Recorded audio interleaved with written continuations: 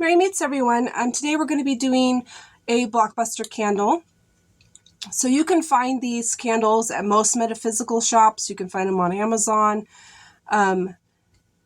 This one I ordered from Amazon, and like I said, you can find them at most metaphysical shops.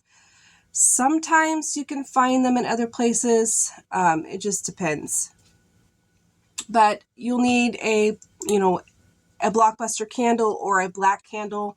Lots of people use different things. You can also use an orange candle. This is what I have because I wanted the intention that it's made for. I'm doing this for my husband, and we've just been having a lot of roadblocks lately, and we really just need to, try and remove those roadblocks. So he's been trying to find a different job for a while now, and he's probably put in like 60 applications, and none of them have even been, he's not even been called for an interview by like once. And I'm not sure what's going on, but we need to try and do something to remove all of that, so we can, get him into a better position, because the job that he has is not a very nice one. They take advantage of the fact that he's a newer person there and pile a lot of work on top of him when no one else is doing anything, and the hours aren't that great, and it's just not a good situation.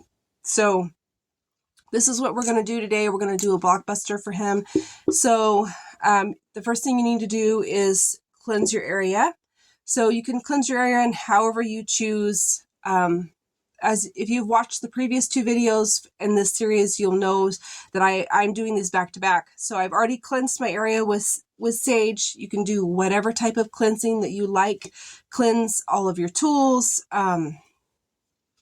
your area, yourself, however you're going to do it. You can also use incense if you would like. But yeah, just go ahead and cleanse your area real quick. Get away all of that unwanted energies that may be lingering in the area. So the first thing that we're going to do is we're going to take our candle, and I am going to inscribe his name on it. So I'm going to do that on the outside and in the wax.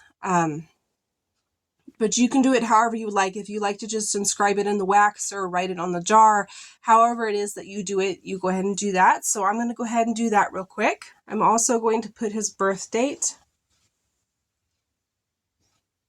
You don't have to do that, but I like to add the birth date to candles when I'm not doing a petition. And then I'm going to take a marker. You can choose whatever marker you want. I'm going to stick with the black. Okay, so I have his name on there. And the whole purpose of this candle, for it being made, is to remove blockages. So I don't feel that we need to write that on there. You can if you want. It already is on the candle. If you're using just a plain black candle, I would write remove all blockages, remove all obstacles, something like that. But since this is what this candle is made for, I'm not going to really worry about it. So I'm going to turn it this way so no one can see his information.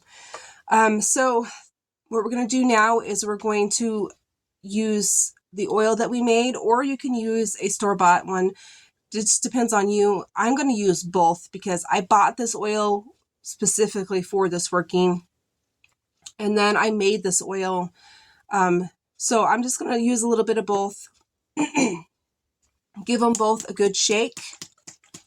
And what I'm going to do is I'm going to anoint the inside, and then I'm going to anoint the outside. So I am just going to put a couple drops in here of that one, and then just going to put this on my finger and rub it around because this doesn't have a dropper. So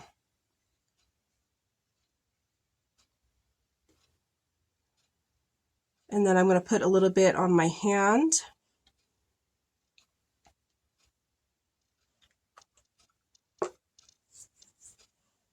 And then a little bit of this one in my hand, and then I'm going to anoint the outside.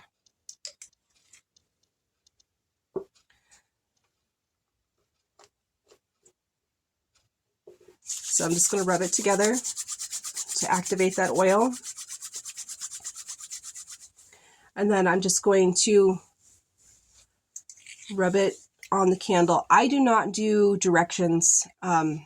So if you do directions, go ahead and do you. I don't. I use the friction of me rubbing it on the candle to activate it. I don't use directional ways of drawing in or expelling. So just keep that in mind. So I'm just going to rub it on the candle.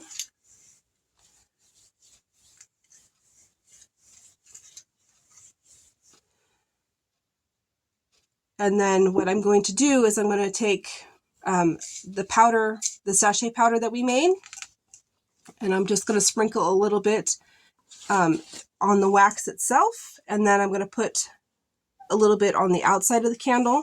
I know that's not a traditional thing to do for glass candles, but that is how I do my type of spell work. So even though I'm using glass, I'm still going to load the candle the way I would any other candle. So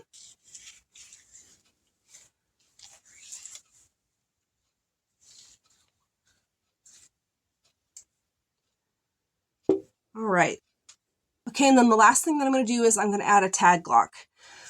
You don't have to add a tag lock, but I feel that it's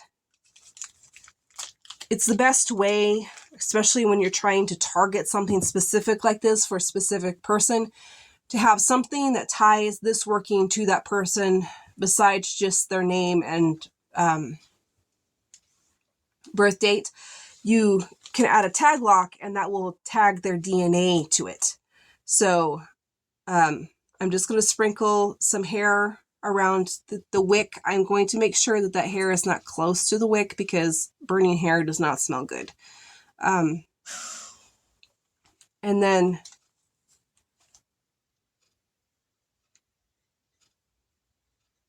this is going to physically DNA tie this working to my husband.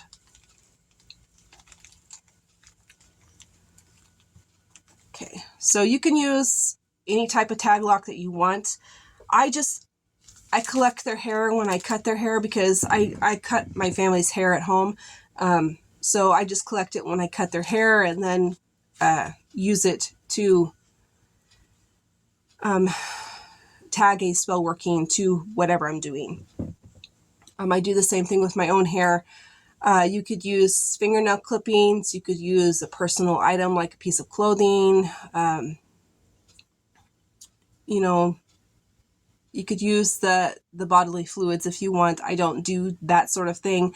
I find that this works just as well and it's not gross. So, but if you are one of those people that use bodily fluids like blood or whatever, you do you. I don't do that because it's just not my thing.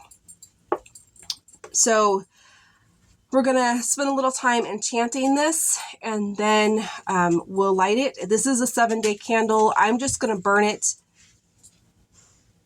for whenever I'm home. I do work, my husband works, my daughter's in school now, so when we're home, this candle will be lit until it's, burned completely out. It's probably going to take several days to a week. It just depends on what we got going on, how long we're actually home, and it's able to burn. So we're going to go ahead and enchant this. You go ahead and enchant it however you do your enchantments. So I'm going to go ahead and do that. Okay, so when I go to light this, every day I'm going to put some intention into it before I light it or as I light it, however you want to do it. Just as long as you're spending a few minutes with this candle every time you go to light it. The whole point is to add that extra intention.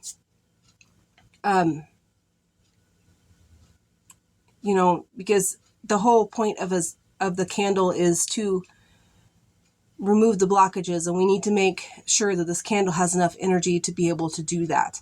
Because whatever the reason is, there's obviously some sort of obstacles to him being able to achieve his goals. And I believe that this is some of the hardest spell work you can do because you're trying to remove things that are stuck in place. So every time you go to light it, you'll want to, put some energy into it. And it doesn't have to be, a long time. It just could be a minute or so. And that will be fine. And this does not have to take exactly 7 days. You light it whenever you're home and you're able to be with it. We don't want to leave a candle unattended ever. That's, fire safety. So I'm going to go ahead and light this. And then I'm going to go ahead and set it in a safe place where I can keep an eye on it. And I'm going to let it burn until I have to leave or we go to bed or whatever. I'm not one of those that will leave a candle when, burning when I'm sleeping either. So I hope that this was helpful. I would say if you're feeling stuck, do a Blockbuster. Because, you need to remove those obstacles before you can, move forward. So I hope that this was helpful, and I'll see you next time. Blessed be.